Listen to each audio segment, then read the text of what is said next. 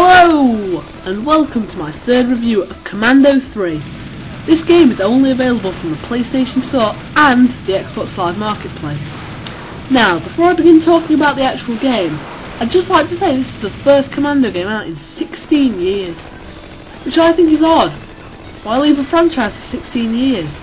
Most of the fans have probably forgotten about it, or died.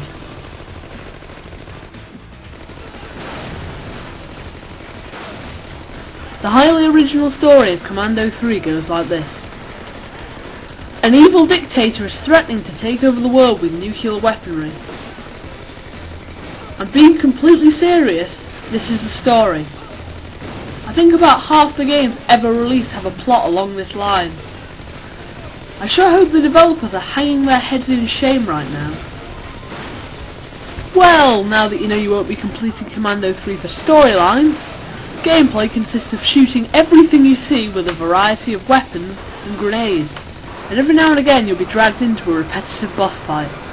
There's a 3-player online co-op option, which is pretty impressive since the game only costs £7. There is a choice of 3 playable characters. Wolf, he's basically Dutch from Predator.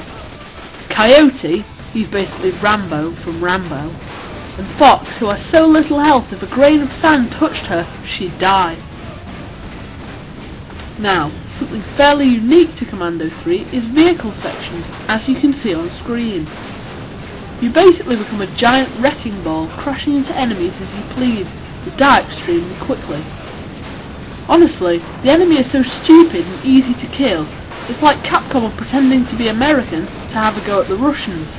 I just don't know who this game is most racist to. On the plus side though, when you press the pause button, the menu does appear on a gun cartridge. Just like to point that out to you. There is also an online scoring system, with points depending on enemies killed, power-ups left over, game difficulty and civilians saved.